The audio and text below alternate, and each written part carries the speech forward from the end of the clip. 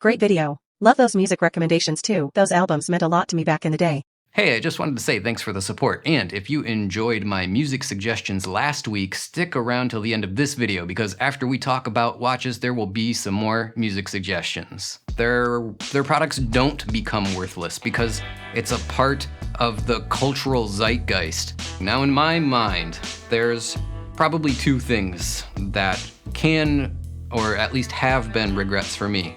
I don't know, maybe somebody in the comments can explain it all to me, because again, I'm not an expert when it comes to these types of specifications. I really want to say to everybody, every single subscriber, the ones that have been with me here since the beginning, and the ones that just signed up and subscribed recently, thank you again so much for all of that support, for not hitting the unsubscribe button because I took a few months off. It means the world to me that you guys are still here, you're still watching, you're still enjoying what I do, even though what I do isn't something that gets done as often as it used to be.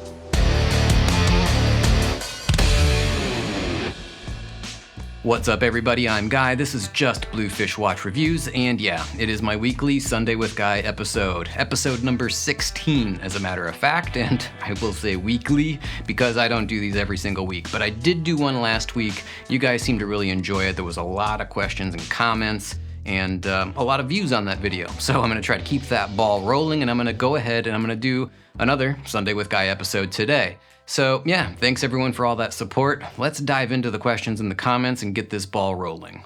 I really don't care how much Rolex and other companies pay for marketing and distribution. Not my problem. So last week there was probably 6 or 7 different topics of discussion, but the one that people really seemed to talk about the most or comment on the most was the discussion that we had about Rolex, or any watch really, but Rolex replica, or more specifically counterfeit watches. Now, this comment here specifically was targeted at my discussion of one of the reasons that I think Rolex and a lot of other brands are actually really important. That being that the brands spend tons and tons of money, hundreds of millions of dollars, maybe billions, who really knows, making sure that the infrastructure around the brand is solid. And the infrastructure means everything, you know. We're talking about the customer service, we're talking about the marketing, we're talking about the research and development, we're talking about having, endorsements and sponsorships with celebrities. All of that stuff that they spend money on is hugely important to these brands, and it should be important to you as the consumer. It's the reason why, and I didn't really emphasize this enough. So this comment again in particular says, I don't care about any of that stuff. It's not my problem that they have to spend all of that money on those things. No, you're missing the point. It's to your benefit that they're spending all of the money on those things, because it's why people care about those watches. And trust me, if you're thinking about buying a Rolex, it's not because you're some unique individual that wants something that nobody else has. You want a Rolex because over the course of 100+ years, Rolex has convinced you that these are items that are worth owning. And whether or not you like that psychological manipulation that brands do, and this doesn't just apply to Rolex, every brand is trying to do this, but whether or not you like that, it's pretty much the way that it is. It's why everybody cares about things like Rolex or even Apple. You know, Apple's another brand like, not the best products in the world. They're good. I'm a big Apple guy myself, but the fact that they've convinced us that these things are good and are important is why everyone wants them. Now, Apple is kind of a tangent that doesn't really apply to things like luxury goods, because Apple products are electronics with planned obsolescence, and eventually they become worthless just because electronics all become worthless at some point in time. But Rolex, on the other hand, Patek Philippe, Audemars Piguet, a handful of other brands, their products don't become worthless because it's a part of the cultural zeitgeist. It's something that's important to a lot of people. So yeah, that's my point, I guess, and the point that you missed. It's not like, it doesn't make sense, I guess, to say, I don't care if they spend all this money on marketing and their distribution and their customer service. That's not my problem that they spend all that money. No, again, you should be happy they spend all that money because it makes these products worth owning. the bottom line.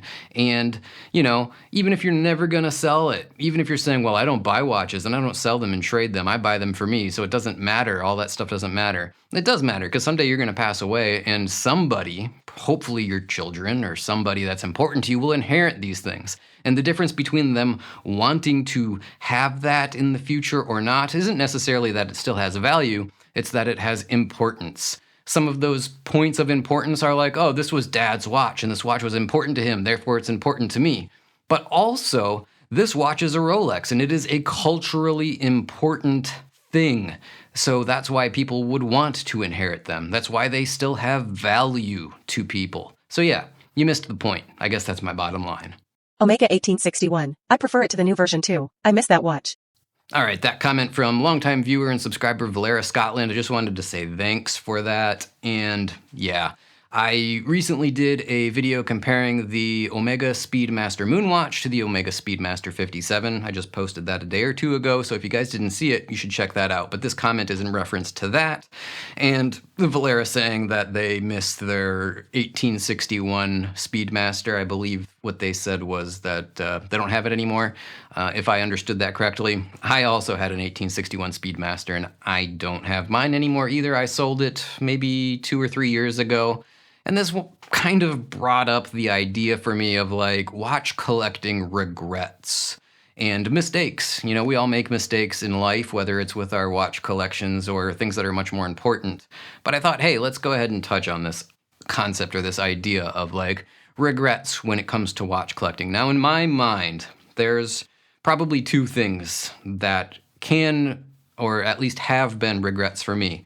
Not buying a watch, letting that one watch get away that you had the opportunity to get, or selling a watch. Again, it's kind of letting that watch get away, one that you already had, and for whatever reason you decided to let it go. Do I have regrets about selling my Speedmaster 1861 Hesselite version?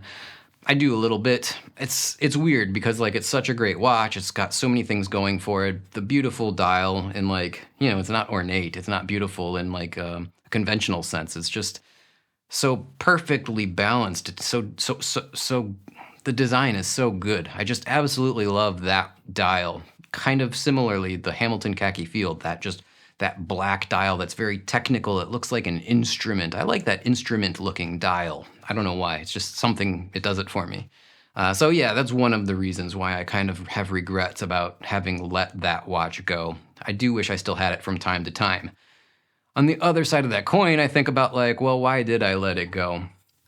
Because I didn't enjoy wearing it. It was kind of big and bulky and, I don't know, a little bit fragile, I guess. There was just things about owning it and wearing it that I didn't enjoy. So I didn't really wear it as much as I probably should have, considering it was like a, many thousands of dollars timepiece. So yeah, I have regrets, and then on the other hand, I'm like, I'm glad I didn't keep it. I don't know, it's weird. It's psychological problems, I guess, as a watch collector. I'm sure a lot of you guys can relate. Part 2 of that, though, regrets as far as like, oh, I should have got that watch, but I let it go. I had the opportunity to purchase a Rolex Explorer 36 millimeter, the old version, not this new 36 millimeter version that they brought out in the last couple of years, which actually is smaller than 36 millimeters. And for some stupid reason, they gave it a 19-inch lug width, or inch. Yeah, that's like this big, right? No, 19 millimeter lug width. No, I'm talking about the old style 36 millimeter Explorer. I actually owned a 39 millimeter Explorer, and I have no regrets about letting that watch go. It just did not jive with me. I never really bonded with it. But I had the opportunity to buy that 36 millimeter Explorer for a reasonable price from a friend, and I passed on it, and I shouldn't have. I should have got that watch, but it was still a lot of money. I didn't really want to increase the size of my collection that much. I had too many watches at the time, so I said, now's not a good time. Of course, they had no problem selling it, and that was that. So yeah, watch collecting regrets. I have a few. According to Omega, you can move around vigorously at 50 m with these watches. Does anyone really need more than that? So in the video that I previously mentioned that I did recently about the Omega Speedmaster Moonwatch versus the Speedmaster 57, I mentioned a lot of, I don't know if pros and cons are the right way to put it, similarities and differences, I guess that's what I would call it. And amongst that list of similarities was talking about the fact that they both had 50 meters of water resistance. And, kind of said that as a con, like 50 meters of water resistance isn't really enough. This comment mentions that according to Omega and their META certification, that 50 meters of water resistance is really 50 meters or 150 feet. And it's this weird thing that I wanted to talk about when it comes to watches and watch specifications, and specifically water resistance. We were all, trained or told that a watch with 30 meters or 50 meters of water resistance is not a watch that you should take in the water, period, at all. It's not reliably water resistant. And whether or not Omega says our 50 meters of water resistance is better than the other guys, and they might say that. I don't know. I didn't really research this or look into it. But still, I just personally, just because of all of the years and years, and I mean ever since forever, it seems like I've always been told 100 meters or more if you're going to take that watch in the water. I would feel a little more comfortable with 100 meters. But yeah, I mean, we're talking about a moon watch here. It's a chronograph that's meant to go into outer space. It's not a chronograph that's meant to go underwater. So you're probably not a watch you're going to take swimming anyway. But on the broader discussion of watch specifications and more specifically water resistance, it is weird that we have been told and trained to think that 30 meters is basically zero and 50 meters is maybe you can splash it a little bit while you're washing your hands and that's it. I don't know, maybe somebody in the comments can explain it all to me, because again, I'm not an expert when it comes to these types of specifications, and I don't understand why in the year 2025 we are still playing this weird game of a watch says that it's 100 meters water resistant, but really you shouldn't take it more than 10 feet deep. Why is that? Did you do any research, or is this video just an opinion? Of course you can sell a replica. Every forum discussing them has sales section. Some vintage replicas even appreciated in value. So yeah, in last week's episode, we again spoke about the counterfeit Rolex thing. And one of the things that I said in that video was that basically a Rolex replica has no value once you buy it. It's virtually worthless. And it's nice that if you buy an actual Rolex or many other brands of watches, they actually retain some value or all their value in some cases. And then even in some very, more rare cases, they appreciate in value. And this comment says, well, basically applying I don't know what I'm talking about. And they say, of course you can sell a replica. Every forum discussing replicas has a section where you can buy, sell, and trade them. Here's the problem. Number one, it's not. I have looked into this a little bit. This isn't just my opinion. It's not super easy to buy, sell, or trade a replica. Selling something on a random forum where there's no oversight, there's no buyer or seller protection. That's not easy for most people, first of all. But more importantly, second of all, it's illegal in almost every country. You can't sell counterfeit paraphernalia, goods, whatever you want to call it. You're breaking the law, and most of us don't want to break the law. So from that perspective, if you're not willing to break the law, then you can't resell it. It has zero value. Let's just say, you didn't do your due diligence and you decided to buy one of these replica watches off of, what are those websites? The Chinese websites where you can buy stuff like Alibaba, is that it? There's a couple of them. I don't remember the names of these websites, but they're like Amazon in China, and they all sell different replica watches at varying levels of quality even. So let's just say you didn't do your due diligence and you're like, all right, I'm gonna buy one of these. I wanna try one out and see if I actually like the way that it feels or looks or wears or how it fits or whatever. For whatever reason, you decide you wanna spend $200, $300, $500, even $1,000 on one of these watches. And then you decide okay, I do actually like this Rolex Explorer 2. I'm gonna buy the real thing now. I just wanted to take it for a test drive. Well, now I've got this $500, $600, $800,000 watch that I don't want anymore. And then you come to realize oh, well, if I sell this, I'm breaking the law. And, I just don't want to do that because it's morally or ethically a gray area. So yeah, that's why I said these watches basically are worthless once you buy them. Yes, I understand that you can buy and sell contraband, both on the internet and in person. You just sort of missed the point, though. And the point is that, like, just because you can do it doesn't mean you should do it. And most people won't do it because they know they shouldn't do it. Therefore, the watch has pretty much no value. Great to see you back. Your video on regulating a Seiko many years ago was invaluable to me. Hey, what's going on? Thank you for welcoming me back. Yeah, so a lot of you guys know I haven't done a lot of videos in the last 6 months or so. Health problems, mental problems, if I'm being honest, whatever. I only did a handful of videos between June of last year and now. But thank you for the welcome back. I appreciate that. And thanks for mentioning my, my video about regulating Seiko watches. That's a deep cut. I made that a long time ago. And it wasn't a great quality video, but I think it was really informative. And there wasn't a lot of videos out at the time discussing how you can regulate your Seiko watches, or any watch for that matter, yourself. It's not super hard. So if any of you guys have Seiko watches that aren't keeping good time, I do have a video in my library of videos talking about how to regulate those. You do have to spend a little bit of money. I highly recommend getting something called a time grapher and a few little tools, but yeah, it's easy to do. And if you have a big collection of Seiko watches, you probably know, like I found out when I had a lot of Seiko watches, that they're not the best timekeepers. And if you want them to, keep better time, open up the back, adjust a little lever, and you're in business. It will be, at least for a little while, keeping much better time. So yeah, thanks for mentioning that.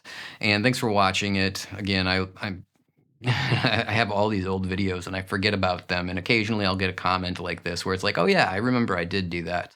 Actually, let me know in the comments below. Should I do a new updated video on regulating both maybe Seiko type or style watches and ETA style, because they have different regulating mechanisms, with better video quality and better voiceover and narration and explanation? Because when I made that regulation video, when I made that video back in the day, it was not the best work that I had ever done, but I'm glad it was helpful to some people.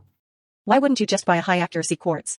Why wouldn't you just buy a high-accuracy quartz watch? Well, this is in reference to a Seiko spring drive video that I did. And, in that video, I talked a lot about how I really like the spring drive because of its superior accuracy compared to a standard traditional mechanical or automatic watch. So yeah, why not just get a high accuracy quartz? I mean, that's got even better accuracy. This is a sentiment that I've gotten from people a lot over the 7 or 8 years that I've been doing these videos, because in a lot of my videos, I talk about the importance, to me, not to everybody, maybe a lot of people actually don't care, but to me, I talked about the importance of accuracy in the watches that I'm buying and collecting. To me, it's important. And then, inevitably, one or more people will come along in the comments and they'll say, well, just get a quartz watch if you care about accuracy so much. I mean, you're missing the point. Number one, I'm wearing a quartz watch today. I'm wearing my Casio G-Shock DW5600. Absolutely love this watch. Guess what? It's super accurate. But you're missing the point. Why don't I just get a quartz watch? Because I don't want a quartz watch. I want a mechanical watch that's also as accurate as it possibly can be. Not as accurate as a quartz watch. I don't have unreasonable expectations. My expectations are within the realm of reality. I want a mechanical watch that is accurate. What does that mean? What is an accurate mechanical watch? Well, in the case of, a Rolex, it's plus or minus 2 seconds per day. That's what they advertise as their accuracy. So if I own a Rolex, which I do, I have a Submariner, I want it to be no more than 2 seconds or no more than 2 seconds fast or 2 seconds slow. What about if it's just a COSC certified chronometer? Well, that's within a range of specifications for no more than plus 6 seconds per day and no more than minus 4 seconds per day. So that's what I want. I want it to meet the specifications that they're advertising.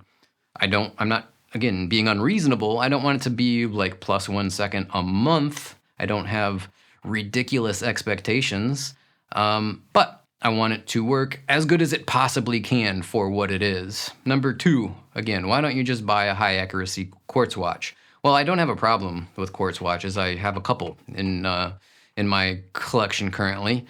No high accuracy quartz watches, but this is the same discussion or the same argument either way, so it doesn't matter.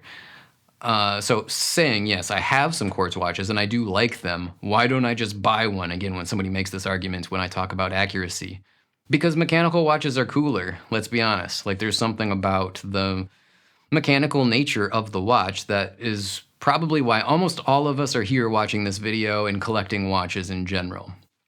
It's just cooler. Mechanical watches are cooler than quartz watches, and that's why I didn't just go buy a high-accuracy quartz watch.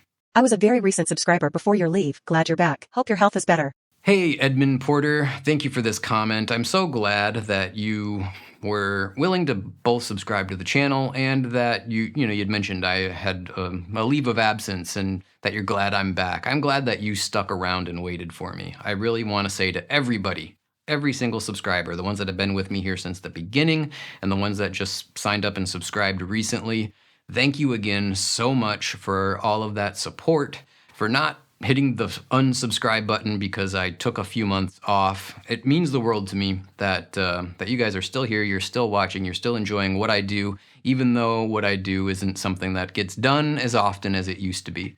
You know, will I make 100 videos this year, or will I make 10 videos this year? I mean, who knows? Probably somewhere in the middle, but please do, keep that subscribe button clicked and just stick with me, because it's probably the only reason that I'm still doing this is because I have some of you guys here that still enjoy what I do when I do it. So thanks, Edmund. Thanks everybody else that's been here this whole time and that is sticking with me. I truly, truly appreciate it. I too love vinyl and guitars and watches.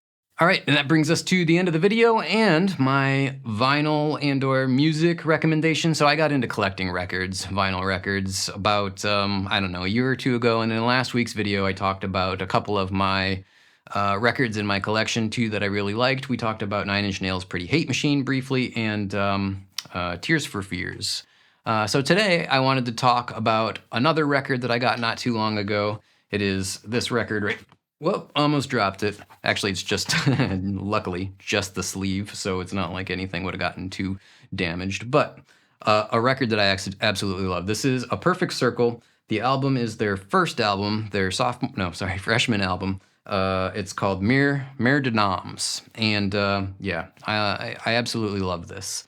Now, A Perfect Circle is a band that features the singer from another band that I really, really like called Tool. The singer is Maynard, and you might remember I had up here on my wall, I had a Tool Lateralis record cover picture.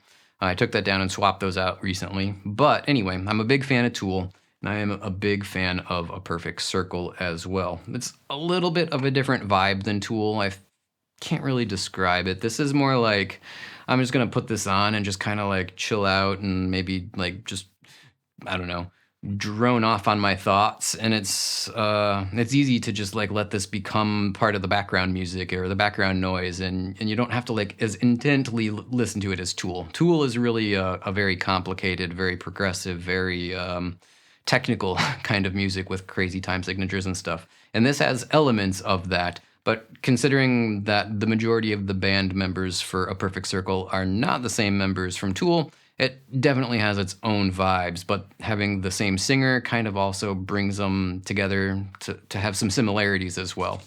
On this record, some of my favorite songs are the lead track, The Hollow. That's amazing.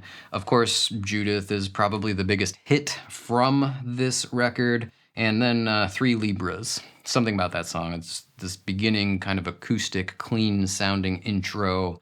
Maynard's singing on it, the whole thing. It's fantastic. So, if you've never heard A Perfect Circle, I encourage you to hop over onto YouTube and play this album, or Spotify or wherever.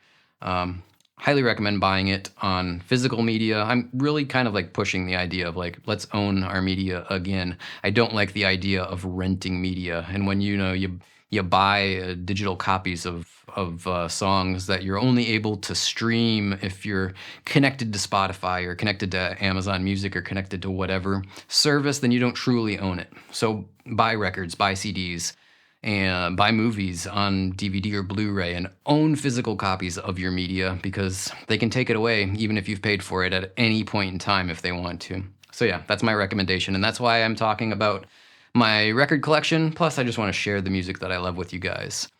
But yeah, that's my recommendation for today. A Perfect Circle, Mer de Noms. All right, guys, that will wrap up this week's Sunday with Guy episode, and I have 2 minutes left on my timer before my camera stops recording. It's on a 30-minute time limit, so I just barely got through this in time. Let me wrap this up real quick and say thanks to everybody for tuning in and watching. I really appreciate it. I hope you guys enjoyed this episode. Leave me a comment down below, and if it's a good question or a good comment, I will feature it on a future episode of Sunday with Guy. Let me know what you think of what's going on here. If you have any suggestions of things that you'd like to see me do or talk about, absolutely let me know down below. With all of that said, let me go ahead and say thanks again, and I'm going to go ahead and sign off. And until the next one, say bye now.